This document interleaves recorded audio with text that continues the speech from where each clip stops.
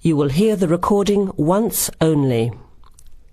Listen carefully to the conversation and answer questions 1 to 4. OK, who's next, please? I think I am. How can I help you? I just came in on flight 372 from Singapore at 11:30 and my luggage hasn't arrived. I've been waiting at the baggage claim for about half an hour now and everything seems to have come off the plane. The conveyor belt has stopped and all the passengers have gone. So I came here to find out what has happened to my bag. Can I see your ticket, please? Here it is. So you came from Hong Kong today and changed planes in Singapore, right? Yes, the connection in Singapore was a tight one. The plane got in late and I had to rush to get to the next flight. That's the problem right there. There wasn't enough time to get your bags onto the connecting flight.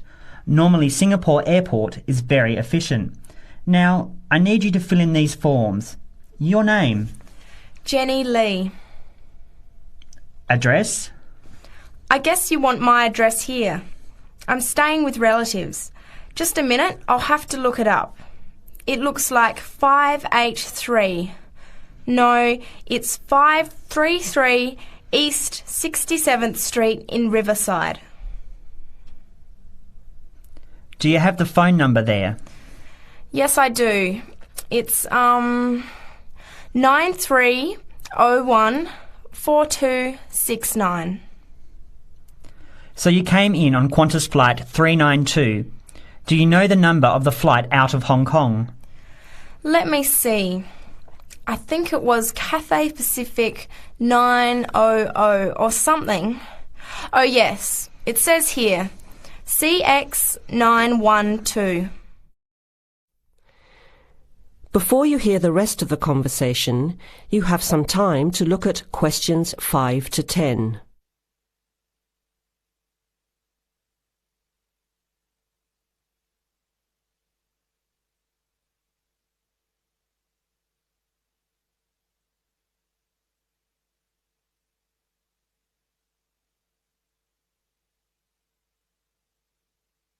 Now listen and answer questions 5 to 10. Right. Now, I need a description of the luggage. How many pieces did you check in? Just one. Can you describe it for me? Here is a picture to help you. Okay. It's a big bag, like this one. Rectangular. Not hard shell, but soft covered, and it has a zipper around the front. Is it black? No, sort of a grey colour. Any identification? Just a tag with my name on it. Any other features? Well, it has wheels and a retractable handle on the end, so you can pull it, as well as the handle in the middle. OK, that's fine. Now, if your bag missed the connection, I'm sure it'll be put on the next flight. I'll email Singapore as soon as I finish here. The next flight comes in at 17:50. That's 10 to 6 this evening. You can pick it up then. 10 to 6? That's too long to wait. Can I get my uncle to pick up the bag on his way home from work? Sorry, you have to be here yourself to clear customs. Of course, I almost forgot. Will the bag come here, to this desk? Yes. You pick it up here, then take it over to the customs area. By the way, don't forget to bring your passport. You will also need to have the key plus your ticket with a baggage claim number on it. Oh, okay. Guess I'll have to come back tomorrow then. It's lucky I packed everything I need for now in my carry-on bag. Yes, that's always a good idea. Be prepared.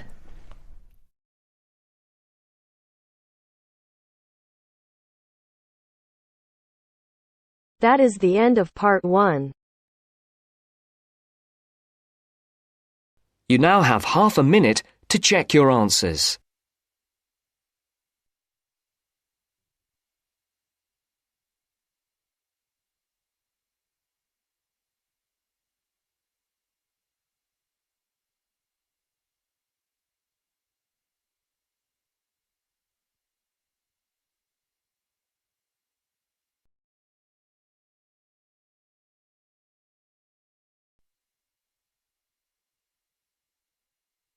Now turns to Part 2.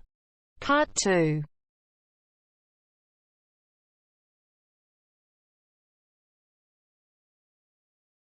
You are going to hear a conversation between two women about the health system in England. First, you have some time to look at questions 11 to 17.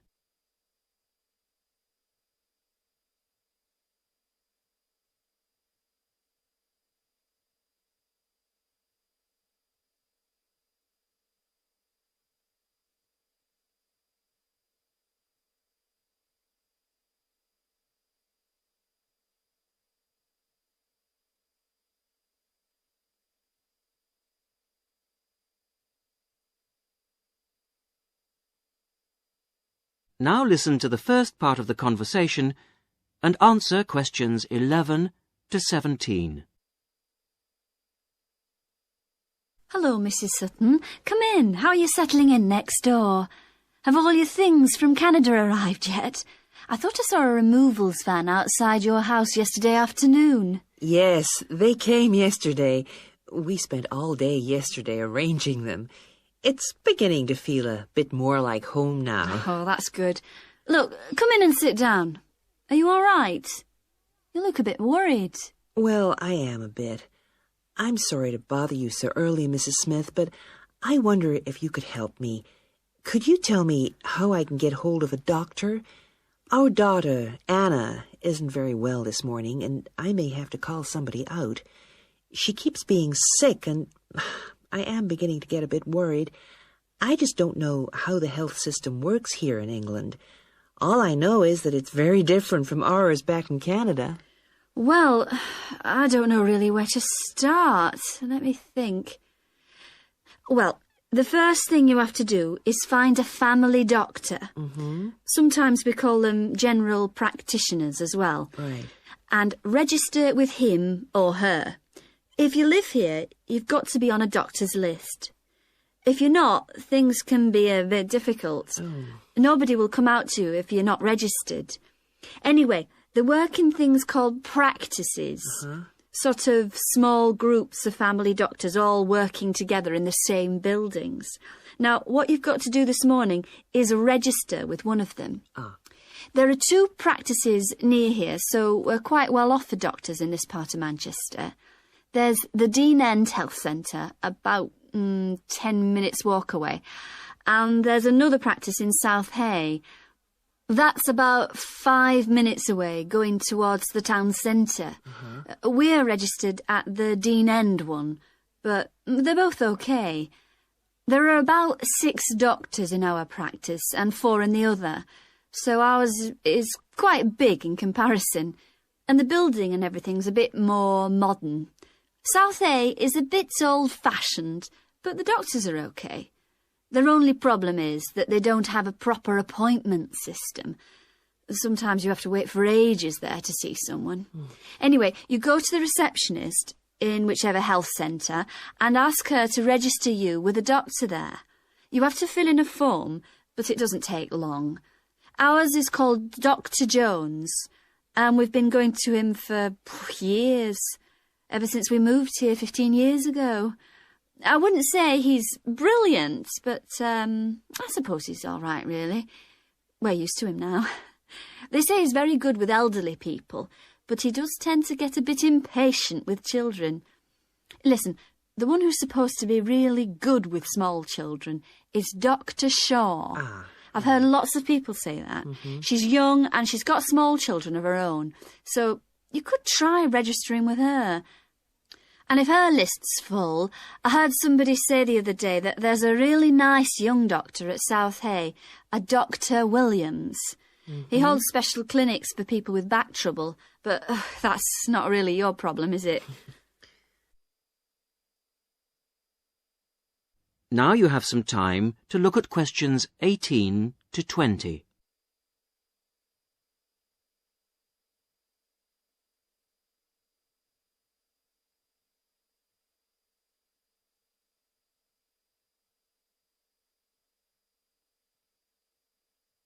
Now listen to the rest of the conversation and answer questions 18 to 20. If you want a doctor to visit you at home, you have to ask for a home visit. You're supposed to do that before 10:30 in the morning, but obviously if it's an emergency, you can phone at any time, night or day. It might not be your doctor that comes, though. It's quite often one of the other doctors in the practice. It doesn't really seem to make much difference. Right. Otherwise, you make an appointment to see your doctor at the health centre. You usually get seen the same day. Not always, of course, but usually, as I say. They hold surgeries between 9 and 11:30 every weekday, and from 4 to 6:30 Monday to Thursday. Saturdays are only for emergencies. I see. When the doctor sees you, he gives you a prescription. He writes what medication you need on it, and you take it to a chemist shop. There's one opposite the centre. If it's for a child under 16, you don't have to pay, so if it's for Anna, there's no problem. The same thing goes if you're unemployed or retired, or if you're pregnant. Just as well, because it's not cheap. You pay the same price for each item the doctor has prescribed. At the moment, it's something like £5 per item. So you pay for the medication, but the consultation with the doctor doesn't cost you anything. It's completely free as long as you're a resident here. Mm-hmm. You're going to be here for 3 years, aren't you? Uh-huh. So, well, there shouldn't be any question of you paying anything to see the doctor. So that's one less problem to worry about. Look, Mrs. Sutton, if you want, I'll sit with your daughter for half an hour if you want to go down to the health centre to register. It's no trouble, really, don't worry. Are you sure you wouldn't mind? That would really help me a lot. I'll ask them if they can send someone round later to see Anna. I think I'll try the Dean End Centre. Good idea. Don't worry about Anna. Right. I'll be back as soon as I can.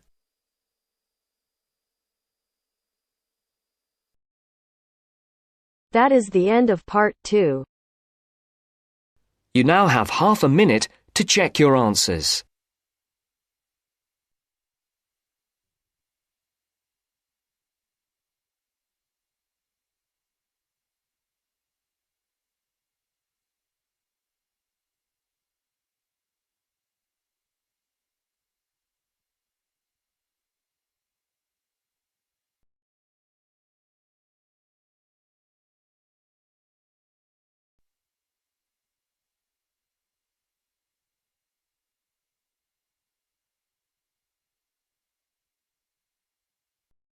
Now turns to part 3. Part 3. You will hear a group of students, Henry, Joe, Nancy, and Gordon, discussing changes to their work experience placement arrangements. First, you have some time to look at questions 21 to 26.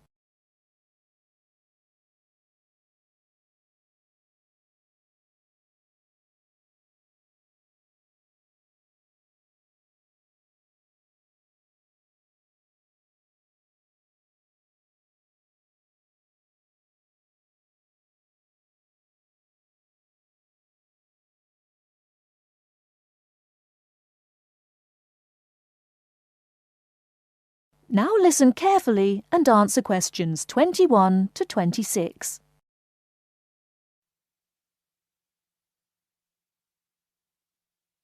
Look, there's the notice that Professor Jones told us he'd be putting up confirming the details of our work experience placements. But I thought that was already arranged. No, he said he'd have to check with the companies that the days we preferred were okay for them. Let's see if any have changed. Teresa's not here today, but her name's first. It says the Uni Bookshop, Friday mornings starting on the 23rd of March. So nothing's changed. I'll let her know. What about Manuel? He's not here either. Is he still going to the music store in the High Street? If it's mainly music, yes, he's still down for that on Friday afternoons starting on the 9th. The day's different. It's changed from Tuesday mornings, but that's okay. I'll tell him. He'll really enjoy listening to music all day. Now, where's my name? Henry. Here it is. I'm going to the beauty shop, and I said I preferred Thursday afternoons. Oh, good, that seems okay. And my start date hasn't changed either. Joe, what day did you opt for? I'm going to Highway Hotels on Monday mornings. Yes, that's okay. And starting on Monday the 12th of March. Oh, has that been changed? Okay, I was scheduled to start the week before. I'll just make a note of that. What about me, Henry? Have I still got the Explore travel service on Wednesday mornings? Just a minute. Where's your name? Let's see. Nancy. Okay, here it is. Explore travel on Wednesdays, yes, but afternoons, and starting date is Wednesday the 14th of March. Has the date changed? No, not the date, just the time, which is fine. I'll get to sleep in. You lazy thing, Nancy. Chris's name is next on the list. Gorgeous Gowns Fashions. What a name. Yes, it sounds good, doesn't it? I'm hoping he'll bring me some free samples. So, has he still got Wednesday mornings? Yes, Wednesday mornings starting on the 14th of March. Okay, I'll tell him when I see him tonight that his arrangements haven't changed. Gordon, what about you? I chose that software company that makes computer games. I can't remember its name, but I asked for Tuesday afternoons. Oh, yes. Here it is. Games to go on Wednesday mornings. There's a note here saying they have their weekly staff meetings on Tuesday afternoons, so that wouldn't be much use to you. That's why they've changed it to Wednesdays, starting on the 21st of March, so you can see their working setup. OK, I'm glad they've changed it. I don't think I'd want to sit through a meeting every week. Before the conversation continues, you have some time to look at questions 27 to 30.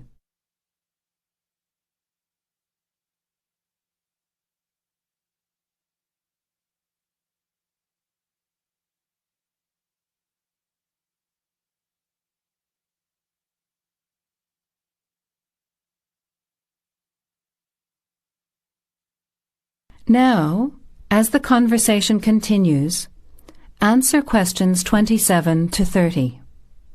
Can someone remind me what time we have to get to our placement in the afternoons? It says here, mornings start at 9 a.m. and afternoon sessions at 1 p.m. Oh, that's a shame. I thought Professor Jones was going to change it to 9:30 a.m. and 1:30 p.m. Yes, he did say that he'd try to make it later, but obviously that wasn't possible. By the way, just in case, what happens if we're ill or something and can't make it? Do we phone the college or the place we're going to? I think we have to phone the company first and then the college. Didn't you get the information sheet about work experience at our last seminar? No, I missed it because I had to go to the dentist. What else did it say? Well, we have to do a total of 24 hours altogether. So if we miss one of the arranged sessions, we have to organise another time to make up the hours. And he gave us details of the presentation we have to give about our work experience. Oh, really? What do we have to do? In week 10, we each have to give a presentation to the class about the company we've been with. It's 30% of a final mark for this subject, so it's going to be a lot of work. Yes, he's expecting us to do a lot of research while we're there so that we can outline the history of the company, its management structure, number of employees, other branches, etc. And he said we should use lots of visuals such as diagrams and flowcharts during the presentation. Yes, and we should also include what we did each week, the different departments of the company or positions that we observed, and try to relate what we saw to our studies so far. He gave examples like management style, accounting systems, information technology, and so on. You were right. It sounds like lots of work. That is the end of part 3. You now have half a minute to check your answers.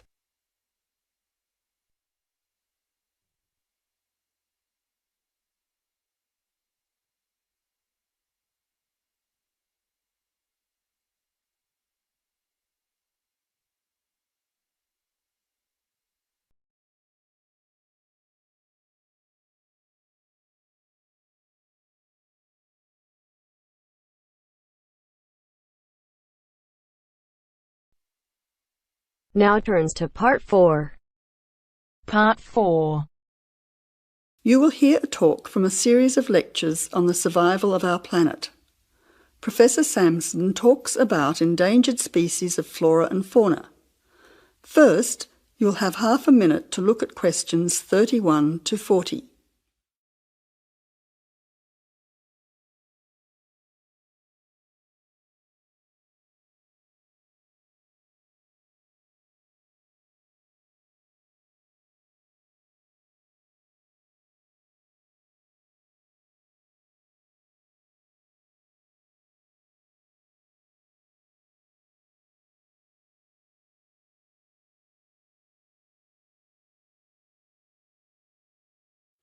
Now listen carefully to the talk and answer questions 31 to 40.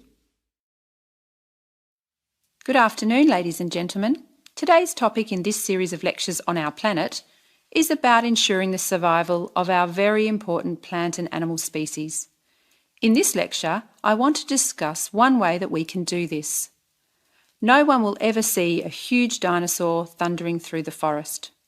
No one will ever see a paradise parrot flash its rainbow colours across the sky. The fact is that many animals and plants have been wiped out. Sadly, they are extinct. It is too late for them. Extinction is forever. We can't do anything about the species that have already disappeared. But today, there are many animals and plants that could still become extinct in the future if we do not act now. They are endangered. The African elephant and rhinoceros have become endangered because of the value of their tusks. Australian parrots and reptiles are smuggled onto planes because certain people in other countries are prepared to pay thousands of dollars for them. And there are many other species around the world that are endangered because they no longer have a place in which to live and reproduce safely. The main cause of extinction is the destruction of habitats.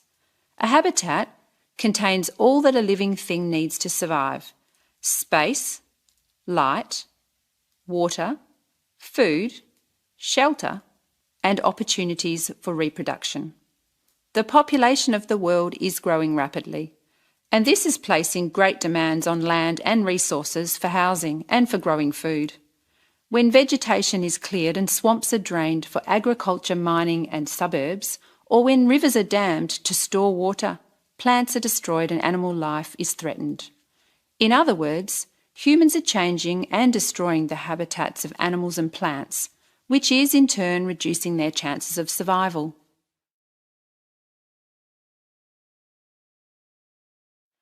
So how can we conserve habitats and help save endangered species? Well, one way is to protect their habitats permanently in national parks or nature reserves. National parks have been created in many countries. They encourage people to enjoy the beauty and diversity of the animals and plants that live there without harming them. By supporting and visiting these parks, people can become more aware of the species that live there and how the parks work to protect them. It is very important that, when visiting a national park, we keep them safe for future generations of plants and animals by obeying a few rules. Firstly, follow the fire regulations. Don't throw cigarettes or build fires, except at certain times of the year in especially allocated areas and facilities. Secondly, remember to leave pets at home. Pets, such as cats or dogs, can hunt birds or other small animals. Some pets might even escape and become a serious threat. Thirdly, place all rubbish in a bin or take it home. Plastic bags or leftover food are dangerous to the animals and harm the environment. Don't pick the flowers or damage the plants. Flowers create the next generation of the plant. Also, for the same reason, birds' eggs must be left in their nests. The loss of species in the past is sad. However, there is hope for the future.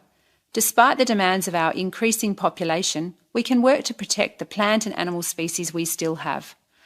So I would like to conclude by saying that I believe that, with strong public awareness and support of these national parks and reserves, the future of endangered species can be ensured.